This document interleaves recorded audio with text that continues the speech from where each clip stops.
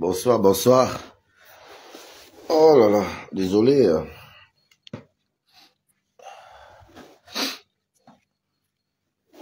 Je prends un peu mes notes.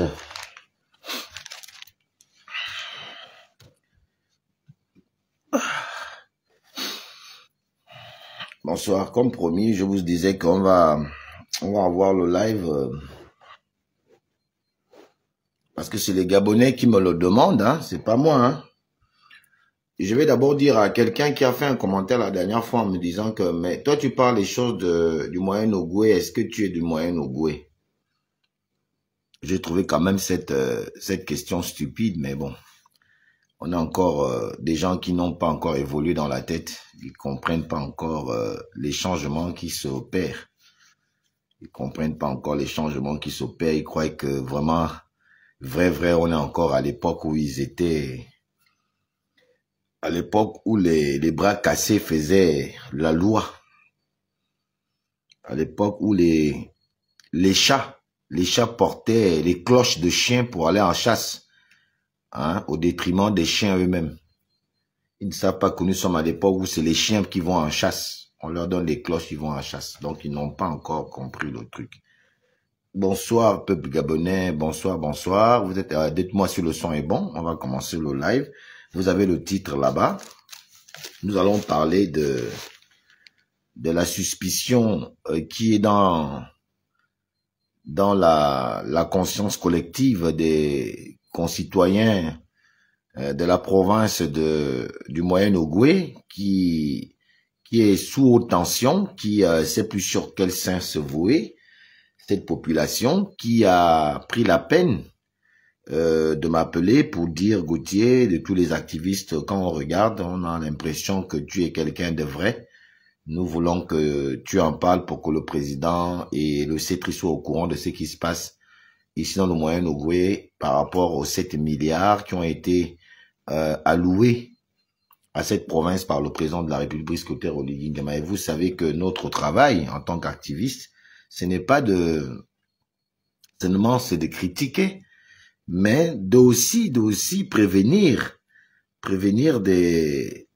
au président, sinon aux autorités, peu importe lesquelles, les différentes dérives qui se font ici et là et qui peuvent faire en sorte qu'on évite le pire.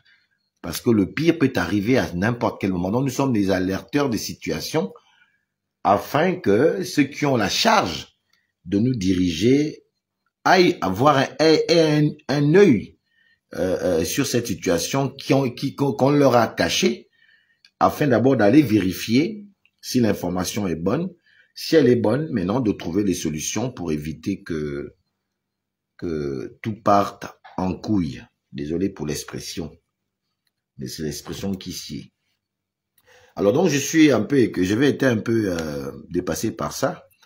Vous voyez, il y a eu une communication qui fait le bruit sur le net. D'abord, j'ai participé cet après-midi à l'émission sur TV+, Africa, sur les propos qu'a tenus le ministre de l'Intérieur. Je crois que l'élément va passer en boucle sur YouTube et je vais vous balancer après mon live le lien de ce passage-là à TV+, où j'ai donné mon avis de façon citoyenne.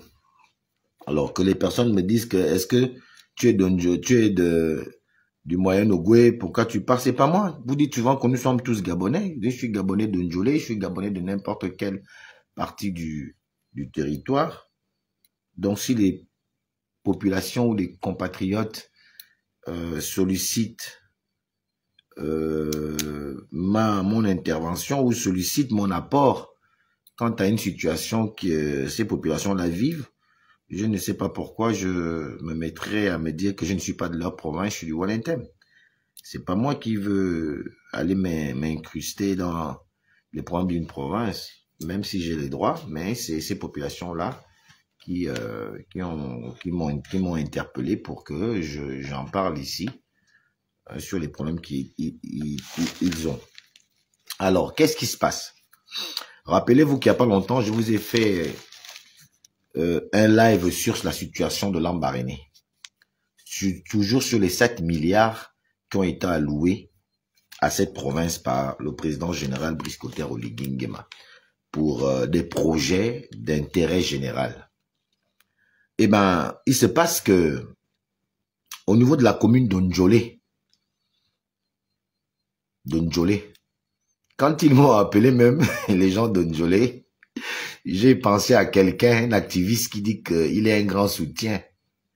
J'ai d'abord voulu me dire, mais il faut l'appeler, puisque celui qui est là, il a le direct. Ils m'ont dit, bon, ils m'ont dit ce qu'ils m'ont dit, je ne cherche pas la bagarre. Je voulais leur dire que, ah, est-ce que c'est bien de parler d'Ondjolé, parce que je sais qu'il y a quelqu'un là-bas, lui et moi, c'est chien et chat. Est-ce qu'il va pas venir me chercher des noses à la tête pour aller dire au président que Alain Gauthier. Bon, bref, c'est de bonnes guerres. Hein. Moi, j'ai déjà oublié ce personnage-là, ce qu'il a fait et tout ça. Bon, j'ai mis ça dans le calendre du passé, dans le calendrier grec. Alors, je me suis dit, mais il y a un grand activiste là-bas. Vous connaissez qui est le grand activiste, c'est le patron d'Ondjolé. C'est l'homme qui fait tout, il maîtrise les délégués spéciaux là-bas, il maîtrise toute l'administration, c'est lui. Je ne sais pas pourquoi vous m'appelez moi. Bon, ils ont souhaité que je le fasse pour eux, et donc je le fais pour eux. Donc la personne, l'excellentissime personnage m'excuse de m'incrustrer dans les problèmes de sa localité où il gère en maître absolu. Vraiment désolé, c'est de bonne guerre, c'est pas moi, mais ce sont tes populations qui m'ont demandé de le faire. Alors, qu'est-ce qui se passe en Ndjolé? Il se passe qu'en Ndjolé, dans les 7 milliards qui ont été alloués pour la province du Moyen-Ogooué, il y a eu 1 milliard 300 millions. Tenez-vous bien. 1 milliard 300 millions ont été alloués à la commune de Ndjolé. 1 milliard 300 millions dans l'enveloppe de 7 milliards. Qu'est-ce qui s'est passé?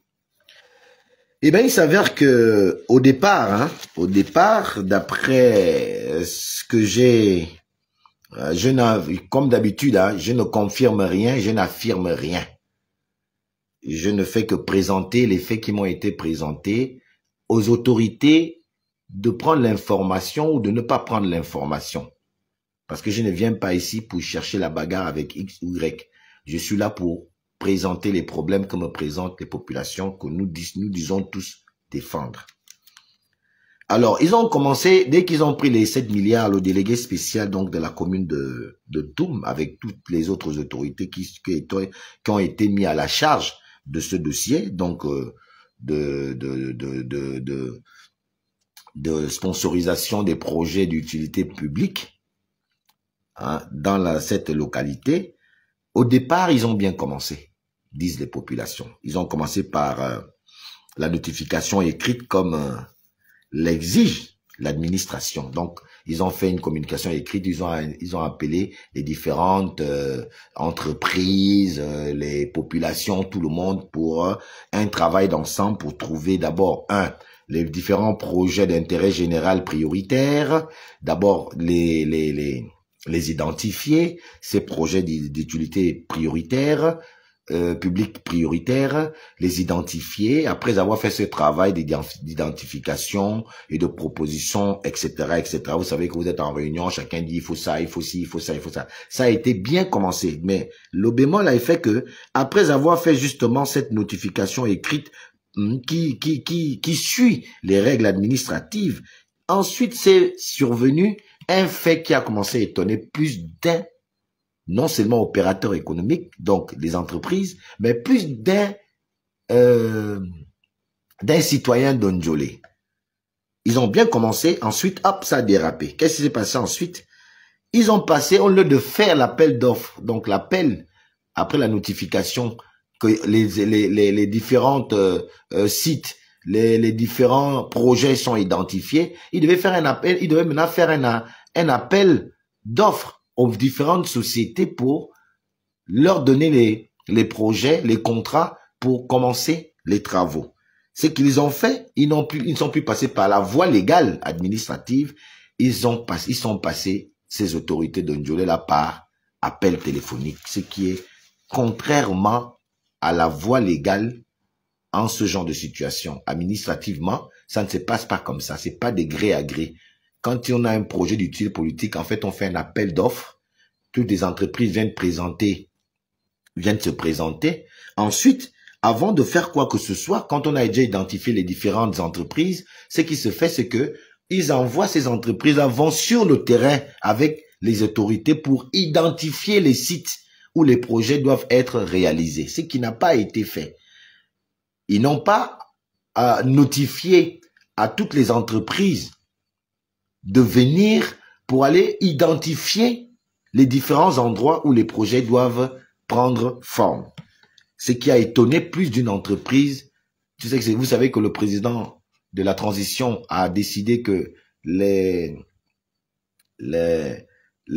projets à hauteur de 150 millions et moins sont prioritairement donnés aux entreprises gabonaises. Donc, toutes les entreprises étaient là, c'était des entreprises gabonaises qui devaient chacune d'elles avoir un projet, selon l'expertise de chaque entreprise, ce qui n'a pas été fait et a étonné plus d'un Gabonais. Alors, au lieu donc de passer par la voie légale, comme ils ont commencé, ils sont passés par des appels téléphoniques à titre individuel par la direction. C'est la direction, effectivement, c'est le directeur de cabinet. Le directeur de cabinet, j'imagine, du délégué spécial, hein, je crois, bon, je ne peux pas affirmer, mais c'est un certain directeur de cabinet qui a appelé les entreprises à titre individuel. Est-ce que ça se fait comme ça? Est-ce que à titre individuel, parce qu'on t'a donné un certain pouvoir, tu as ce pouvoir-là d'appeler à titre individuel les entreprises, alors qu'on doit faire une notification à toutes les entreprises pour arriver sur place, discuter et voir l'expertise de chaque entreprise qu'on pourrait donner les marchés pour que aucune entreprise ne soit lésée, pour que personne ne puisse aller se plaindre. Parce que avec le nouveau système que nous avons des militaires, il faut passer par les voies légales. Vous avez entendu le président dire à Mindik que lui ne veut plus interférer dans les problèmes de la justice. Il veut l'indépendance de la justice et l'indépendance, effectivement, de l'administratif qui est le gouvernement. L'administration plutôt qui est le gouvernement. Donc, voilà que des individus, d'accord, sous le sceau de leur nomination par le président de la République, balaient encore de revers comme ça pour susciter encore des émeutes à des endroits alors que nous approchons à une élection, ce qui ne va pas aller dans le sens d'apporter la sérénité lors de ces élections, surtout une sérénité pour voter le président Oligui Nguema, puisque la population tout entière semble lui demander de se présenter. Est-ce que cela peut rassurer les populations d'Ondjolé, les entreprises d'Ondjolé qui sont des entreprises gabonaises, lorsque des gens continuent à pervertir l'essor vers la félicité? Parce que c'est une perversion de l'essor vers la félicité.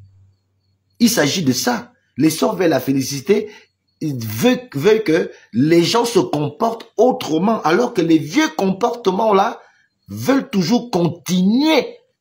On ne sait toujours pour quelle raison. Alors donc, c'est le directeur de cabinet qui a finalement appelé ces entreprises de gré à gré par affinité. Il n'a même pas appelé toutes les entreprises qui étaient déjà au départ des premières réunions qui se sont faites le 8 juillet, si j'ai bonne mémoire, le 8 juillet 2024. Parce que la première réunion s'est faite au vu de tout le monde le 8 juillet 2024, lorsque la manne des 7 milliards avait été donnée, lorsque Ndjolé a reçu ses 1 milliard 300 millions. Le délégué spécial avait appelé toutes les entreprises et toutes les populations pour voir les projets prioritaires. Finalement, à la suite, il n'a pu continuer dans le même élan. Il a plutôt fait appel à des entreprises de son choix, comme il voulait, et il les appelait par téléphone. Alors, et lorsqu'ils ont procédé à cette attribution de marché, lorsqu'il va procéder à ça, la question que se posent certaines entreprises et la question que se posent les populations, c'est est-ce que ceux qui sont en charge de la gestion de ce budget de 1 milliard 300 millions ont l'expertise requise pour choisir les entreprises pour leur expertise? Est-ce que ils ont l'expertise requise pour évaluer ces entreprises? Quand on sait qu'il faut des experts, il faut d'autres entreprises, il faut une expertise avérée pour qu'on te donne un marché. Mais eux, quand ils ont fait les choix, c'est sur la base de quelle expertise qu'ils ont fait ce choix-là. Et ça a commencé aussi à inquiéter ces autres entreprises gabonaises qui ont vu que la machine qui avait déjà été mise en place est une machine qui colportait des anomalies indigestes, des anomalies qui pourraient amener à ce que le peuple puisse se lever. Et ces travail-là. Et d'ailleurs, je vous rappelle que il y a on appelle ça un regroupement d'entreprises gabonaises qui sont même sorties à une certaine époque pour essayer de dénoncer cette mauvaise gestion de la manne de 1,3 milliard donnée pour la commune de Ndjolé, pour les projets de Ndjolé. Et donc, cette attribution de marché a été passée sous silence, non seulement sous silence, mais elle a été passée par des voies qui sont des voies illégaux. Ce qui a frustré plusieurs entreprises gabonaises et qui a frustré les gens de Ndjolé. C'est voilà comment les jeux se sont faits. Alors, les entreprises qui ont aujourd'hui ont commencé. La question qui se pose en Ndjolé, c'est que les entreprises, finalement, même s'ils ont fait ça dans le noir, ils ont fait ça de façon inadministrative. Mais les entreprises qui sont déjà en train de travailler en Ndjolé, là, ils travaillent sous quelle base? Combien d'entreprises travaillent-ils? On ne sait pas. On ne connaît pas sous quelle base. On se pose la question en Ndjolé. Ce qui commence à susciter ces anomalies-là, une suspicion de détournement de fonds. Parce que la manière où les choses se font en Ndjolé, comme je l'ai dit à Lambaréné, c'est pratiquement la même chose en Ndjolé qui est en train de se passer. Rien n'est clair. Rien n'est clair. Vraiment, rien n'est clair. Maintenant, la question qui se reste aussi encore à poser, c'est que, à quel moment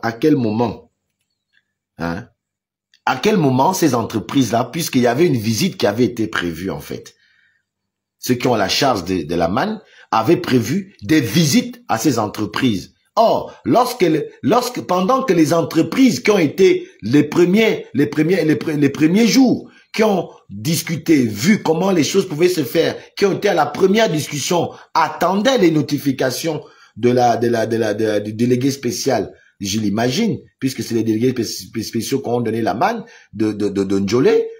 Ces entreprises ont été étonnées de voir que certaines entreprises même qui n'ont même pas connaissance, qui ne connaissent même pas, qui s'étonnent de voir en train de faire les travaux, qui n'ont même pas l'expertise, sont en train de faire. Ils se posent la question là-bas que, mais comment ces entreprises ont fait, non seulement pour être là en train de travailler pendant qu'on attend les notifications pour voir, mais en plus de ça, comment ils ont fait pour aller sur les terrains des projets, pour aller faire les visites.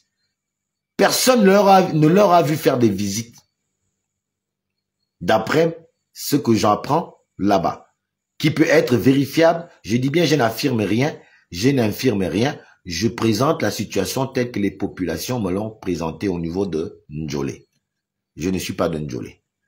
Donc, je n'affirme rien, Je demande juste au gouvernement d'aller regarder comme ils ont fait. Après mon live, le gouvernement est allé à Lambaréné. Les gens de Lambaréné m'ont appelé pour me remercier. Parce qu'il y a eu une réaction. Je voudrais que le pouvoir public aille également au niveau de Ndjolé parce que la même situation se passe en Ndjolé. Nous voulons seulement interpeller les pouvoirs publics, leur sonner l'alerte pour aller voir. Parce que c'est de l'argent public qu'il s'agit. De l'argent public mérite quand même une certaine traçabilité. Et donc, les populations là-bas, leur problème n'est pas de dire que tel a volé de l'argent ou tel n'a pas volé. Ce n'est pas ça la préoccupation des entreprises qui ont été mises de côté, qui ont l'expertise avérée, au détriment, on a pris d'autres entreprises, mais parfois, ma foi, qui n'ont même pas d'expertise, qui font du travail bâclé, comme vous l'avez vu. Ça s'est fait à Lambaréné, où monsieur Alain Kouakou, à Kouakoua plutôt, accompagné du général, j'oublie le nom, ils sont allés vérifier et les travaux ont été bâclés. Et c'est la même chose qui se fait parce qu'ils savent que le président général, Brice Clotaire Oligui Nguema, est en train d'aller vers cette contrée pour une visite. Et comme le président arrive, il faut vite faire les choses à la hâte parce qu'on veut justifier certains montants. Et donc, on ne veut pas les experts qui peuvent regarder un bâtiment et dire « ce bâtiment-là peut coûter tant ». Parce que ce qui est en train d'être en suspicion aux yeux du peuple, au niveau de Ndjolé, et en même temps aux yeux des entreprises, c'est qu'ils soupçonnent maintenant qu'il y a eu une surfacturation. Il y a eu une surfacturation. Parce que pourquoi ces responsables de Ndjolé, ces autorités de Ndjolé, ne veulent-ils pas se soumettre à 5 ou 6 demandes de la population? Je vais vous citer les quelques demandes de la population. La population demande 6 petites choses. La population demande aux autorités, puisqu'ils sentent déjà qu'il y a le flou. Et je vais vous rappeler que lorsqu'ils se sont retrouvés à Arambo, où on a appelé tous ceux qui sont de cette province, les chiffres n'ont jamais été donnés. Tous ceux qui ont géré les 7 milliards ne présentent jamais, quand ils font le bilan, le point, ils ne présentent jamais les chiffres. Ils fuient toujours les chiffres. Est-ce qu'ils soient ministres ou pas, qu'ils soient délégués spéciaux ou pas, tous fuient les chiffres. Pendant que la population leur demande simplement ces 6 points-là. L'importance de la transparence, qui est une garantie pour la population, non seulement pour la population, pour savoir que les choses se passent dans le bon sens, mais qui est une garantie pour la sérénité entre les autorités, en tête desquelles Brice Clotaire Oligui Nguema, le président, parce qu'il faut que cette sérénité ne peut que continuer que si les autorités de Ndjolé sont transparents. Ils ne demandent que la transparence. Ils ne disent pas que tel a volé, tel a fait ça. C'est pas ce qu'ils disent. Ce qu'ils demandent aux autorités, c'est la transparence, qu'ils sont incapables de leur donner, ces autorités-là. Depuis le 8 juillet, le 8 juillet, je pense, si je ne me trompe pas, 2024, que l'argent a été donné. Il n'y a aucune transparence. Les populations demandent qu'il y ait une communication de ces chiffres-là. Ils demandent donc la transparence, la communication publique des chiffres. Parce que quand ils expliquent, ils disent, on a déjà dépensé à hauteur de 2%. Bon, à hauteur de 2%, ça représente quoi en fait? On parle en termes de pourcentage, mais les populations veulent écouter qu'on a pris 100 000, on a donné là-bas, on a pris 200 000, on a donné là-bas, on a donné ça. Non, eux, ils ne parlent pas en termes de chiffres, ils parlent en termes de pourcentage. On a donné 2% du chiffre de tel, on a donné... Vous voyez que cette communication biaisée autour de ces pourcentages suscite aux oreilles des populations de cette contrée et des entreprises une suspicion de fraude. Une suspicion de fraude. Parce que, comment on peut calculer 2% de combien? De 7 milliards? Non, il faut parler réellement. Donc, ils ne demandent que la transparence, la communication autour des chiffres. Ils demandent aussi que le nombre des projets leur soit clairement donné et identifié. Parce que on ne sait pas combien de projets le délégué spécial et les autres autorités de Ndjolé ont retenu. Parce qu'il faut qu'on sache combien de projets ont été retenus. Ça même, ils ne le savent pas, ils ne veulent pas communiquer là-dessus. Et en même temps, en 4e position, ils demandent les attributions des marchés, comment le processus a été fait.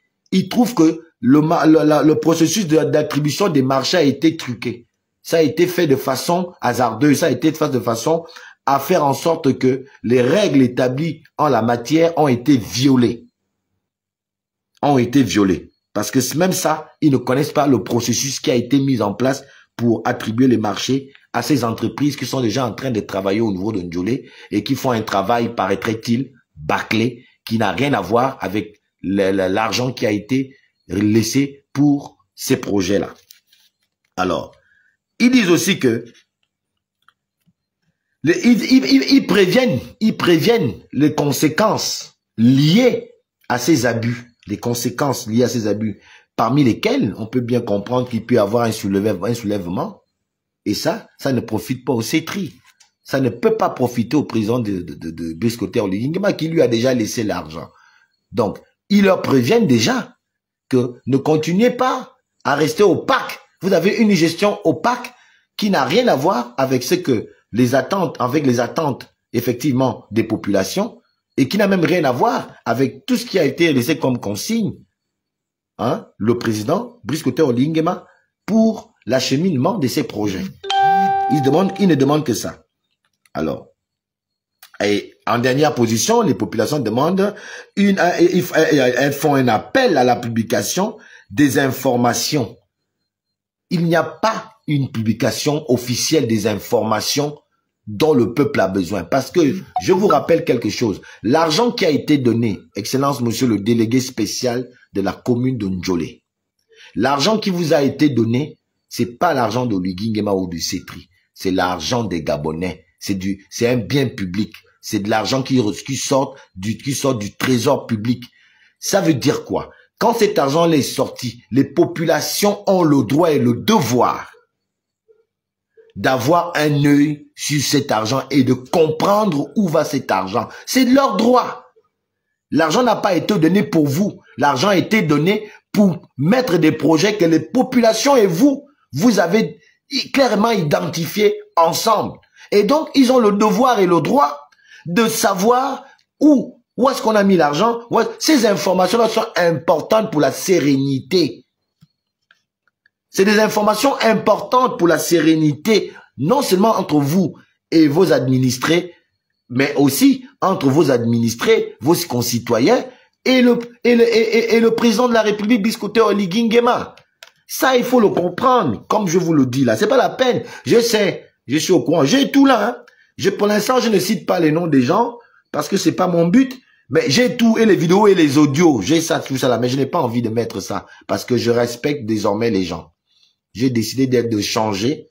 J'ai envie de changer. Et donc, je suis pas là pour exposer les gens. Je suis là pour rappeler aux gens le travail qui est le leur. C'est pourquoi je fais la vidéo pour vous rappeler que faites le travail pour lequel vous êtes payé. Faites le travail pour lequel on vous a donné le pouvoir que vous avez. Alors, parmi les appels à la publication des informations que demande le peuple en Ndjolé, il y a la liste des projets retenus. Ils ne savent pas là-bas. Ils veulent savoir la liste des projets. Est-ce que même ça, vous le leur refusez? Pourquoi? Ne se disent que on a pris 1, 2, 3, 4, 3, 5, 6 projets. Ces 6 projets, c'est le tel. Ça même, vous ne communiquez pas. Et ça qui continue à attiser effectivement la suspicion de détournement de fonds, qui n'est pas avéré, qui n'a pas de preuves, mais à cause de confiner ces informations, Ndjolé est en train de bouillonner. Ça bouillonne. Alors, de peur qu'un jour, le bouillonnement finisse par faire sauter, on appelle comment, le couvercle. Ah ben, moi, je vous dis qu'il faut déjà revoir parce que ils n'entendent pas laisser les affaires. Les populations de Ndjolé n'attendent pas que vous abusiez du président Brice Clotaire Oligui Nguema. Et vous savez que le président ne blague pas avec l'argent qu'il donne pour les projets. Tant pis pour vous. Alors, il demande quoi? Dans la liste à publier en termes d'informations que les populations demandent, c'est la liste des projets retenus, le montant alloué à chaque projet. Ils veulent aussi savoir quelles entreprises bénéficiaires et leurs responsables. Ils veulent savoir, c'est de leur province qu'il s'agit. Ils veulent savoir lesquelles entreprises vous avez finalement pris et les responsables. Ils veulent connaître les responsables de ces entreprises-là. Ils veulent aussi savoir le calendrier précis du démarrage des travaux. Il faut quand même leur donner un calendrier. Généralement, on voit ça à la télé. Quand une entreprise adjudicataire vient faire les travaux, elle nous donne toujours que les travaux finiront en fin mars, les travaux finiront en tel machin. Donc, il faut ces informations-là, ils en ont besoin parce que ils veulent regarder, vérifier, même pour vous, délégués. Ils peuvent même vous aider dans le travail. Vérifier à votre place pour venir vous donner des informations sur le terrain, si vous n'êtes pas sur le terrain, pour que les choses passent au niveau de Ndjolé. D'accord? Oui, bonsoir mon grand frère Hugues Sylvain Mefan-Metois. Bonsoir Cosmos Ice, mon petit frère de toujours. Donc, ces populations-là se disent que si tout est fait dans les règles, si eux-mêmes, vous-même, vous êtes sûr que vous avez tout fait dans les règles, si vous n'avez peur de rien, parce que c'est la peur de donner ces informations qui suscite, qui bouillonne déjà au niveau de Ndjolé. Ça bouillonne, c'est en train de bouillonner. Donc, si vous ne donnez pas ces informations, si vous êtes sûr que tout a été fait selon ce que vous essayez éperdument d'expliquer aux populations avec des raisons fallacieuses, hein, il n'y a donc pas de raison, hein, que les autorités que vous êtes, vous donniez ces informations aux populations. Si vous êtes sûr que vous êtes dans les règles de l'art, que vous avez fait les choses pas comme le suspectent les populations, il n'y a donc pas de raison, en réalité, que vous leur donnez ces informations, puisqu'il s'agit de leurs projets. C'est des projets d'utilité publique. Donc, c'est les projets pour les populations. Comment vous allez faire des projets pour les populations et les populations ne sont pas au courant de comment est-ce que ces projets-là se mettent en œuvre? Elles ne demandent que ça. Je vais vous rappeler les cinq points que désirent avoir comme information les populations de Ndjolé. Les populations de Ndjolé veulent ils veulent la transparence, ils veulent des communiqués sur les chiffres réels, pas les pourcentages, mais les chiffres réels. Ce que vous avez donné à ces entreprises, que vous avez donné les budgets et les projets de gré à gré, par coup de téléphone, ce qui n'est pas normal. C'est pas le chemin à suivre. Le chemin légal, c'est d'affaire des appels d'offres. Et chaque entreprise vient avec son expertise. Et vous mettez avec vous une commission ad hoc qui est là pour regarder chaque entreprise, faire une expertise objective pour pouvoir déceler dans ce travail les entreprises aptes à mener tels travaux ou bien tels travaux. Et ça, vous ne l'avez pas fait. Et ça a donné cette suspicion. Et eux, ils ont raison parce que cet argent, c'est leur argent.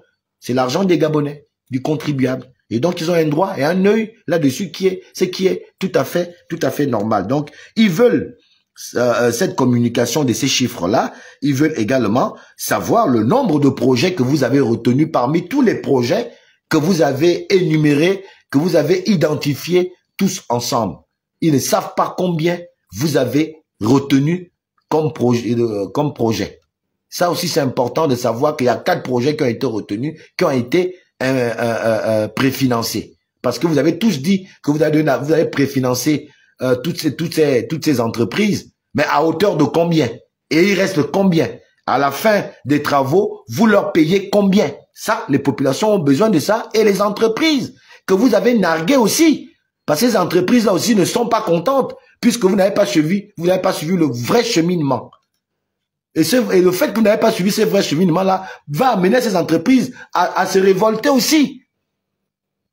À se révolter, puisque le cheminement n'a pas été respecté. Et ça, ce n'est pas bon pour vous, parce que quand l'État, donc le premier citoyen de notre pays, le président Brice Clotaire Oligui-Nguema, va être au courant, vous savez qu'il ne voudra pas prendre la balle pour vous. Et vous seriez mal, parce que la même chose est fait à Lambaréné. Et là, j'en appelle encore à la vigilance du ministre de la Justice qui est de votre province, du Moyen-Ogooué.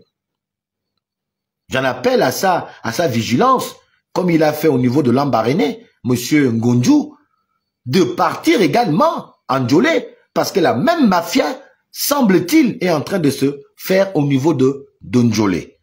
D'où les populations sont en train de bouillonner. Ça bouillonne.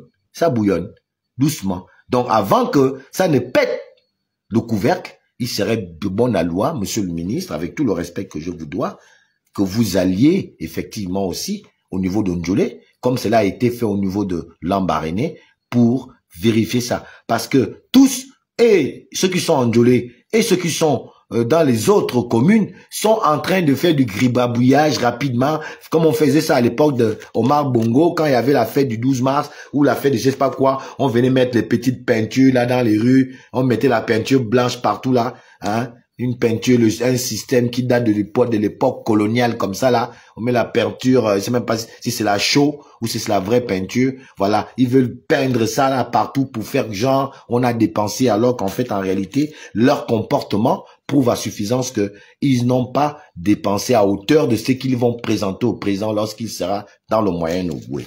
Donc c'est une supercherie qui semble être en train de se préparer. Donc, les populations veulent la transparence, elles veulent la communication sur les chiffres, elles veulent le nombre de projets retenus, elles veulent savoir comment les marchés ont été attribués à ces sociétés qui sont en train de travailler au niveau de Ndjolé.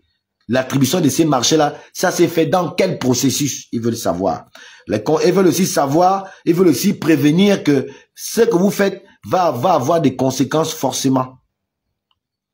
Voilà. Donc, il faut faire attention, ils préviennent en même temps. En 6, ils veulent qu'il y ait une publication de toutes ces informations publiques.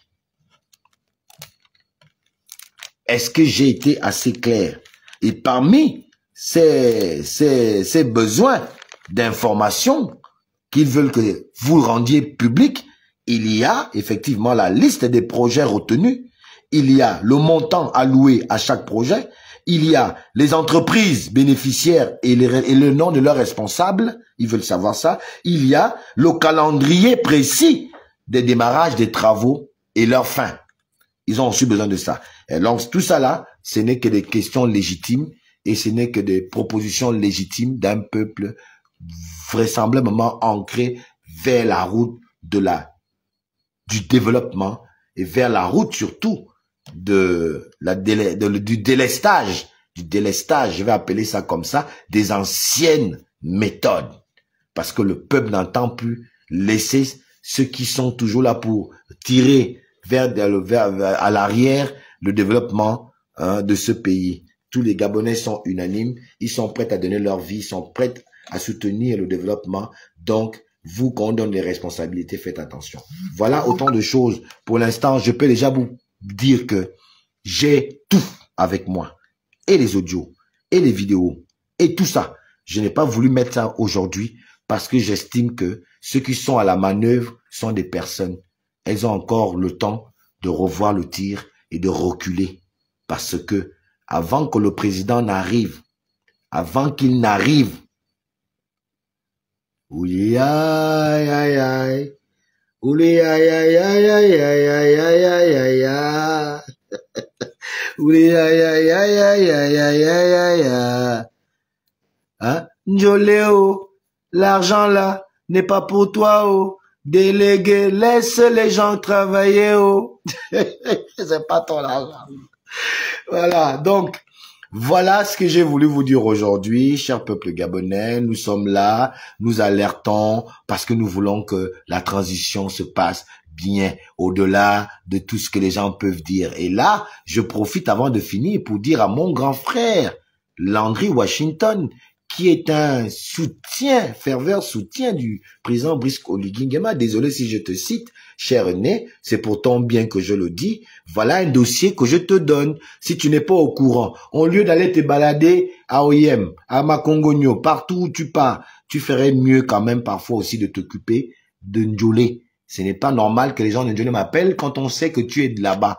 Va voir ce dossier et appelle le président, et si tu as son numéro, d'aller regarder parce que les populations là-bas, ça ne va pas. C'est aussi ça, le rôle d'activiste que nous sommes.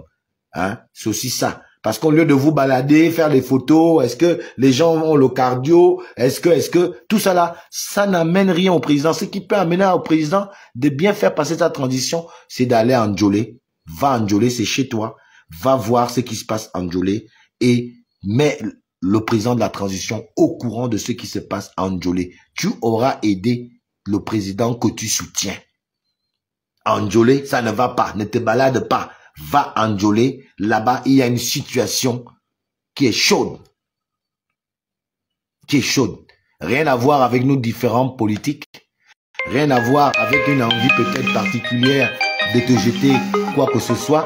Je te dis seulement que enjoler, ça ne va pas. Enjoler, ça ne va pas. Va voir ça. Et toi, je le suis, puisque tu nous disais ça à chaque fois à l'époque que tu as le numéro du président, tu l'appelles quand tu veux vous manger ensemble. Donc, dis au président, va enjoler, va vérifier l'information que je viens de vous donner et dis au président que enjoler, il y a comme une extorsion de fonds publics.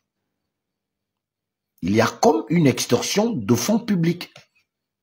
L'information, je peux pas la vérifier. Je suis à Libreville, je ne suis pas de Ndjolé, mais c'est les populations de Ndjolé qui m'ont appelé pour dire Gauthier parle de ça. La manière que tu as parlé de Lambaréné, les gens ont réagi. C'est pour ça qu'on t'a contacté pour que tu parles de ça.